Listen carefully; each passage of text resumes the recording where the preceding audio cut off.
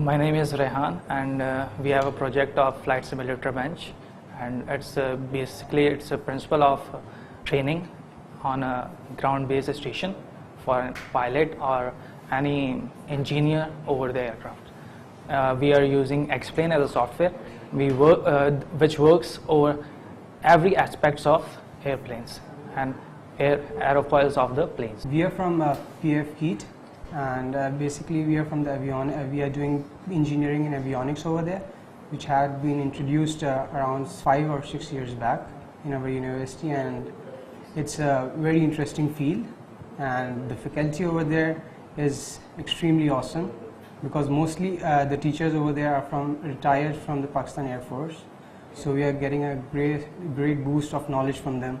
Generally we have 4 members who are working on physical design and model, and we are 2 working on the circuits and interfacing part. My name is SNM Siddiqui and I'm from PF KEET. As my group members Rian and Heather has discussed about our project Flight Simulator. Now this is the hardware settings or arrangement that we have done to make a simulated cockpit. Now here we have displayed 3 LCDs, and we have furthermore enhancement of 4 LCDs. So these are the 3 LCDs, and this is the main LCDs which shows the airplane, and this is the yoke. This controls the roll and pitch movement of the aircraft, and this is the throttle which controls the acceleration of the engine. Basically it's an accelerator that is normally used in a car. Now we would be operating through these 2 controls, and the views that are selected on the screens can be done by keyboard. Basically our project comprises of 4 LCD to display left, right and front view, and we are also designing gauges for an airplane, just like altimeter, radar and VOR, which is a navigational aids for an aircraft, by which pilot looks forward and left, right. He knows actually where he is in the air or space. So it's basically a prototype of training equipment which is based on ground. Generally when we are going to do a training on a real aircraft, it's quite expensive and a lot of fuel consumption is there, and very hazardous factors involved, and if there is an immature pilot is training over an aircraft, it may crash aircraft and damage a lot of economy is damaged for any institute he is training. Basically for new aircraft like F-22 and F-35, they are modular form of aircraft which deals with these type of computers. Simply our prototype is just placed on it, and we just replace its function, and it's totally functionable with a real aircraft. My name is SNM Siddiqui and I'm from PF KEET. As my group members Rian and Heather has discussed about our project Flight Simulator. Now this is the hardware settings or arrangement that we have done to make a simulated cockpit.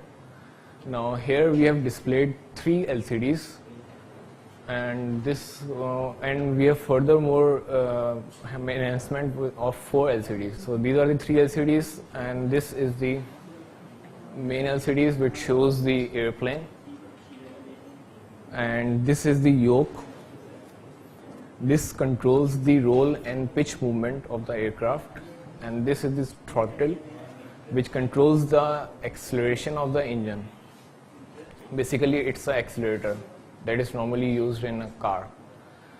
Now we would be operating through these 2 controls, and the views that are selected on the screens can be done by keyboard. Actually if you are going for the industry, so within Karachi, or you're talking on the whole overall Pakistan, we just have a simulator with the Pakistan International Airlines, PIA.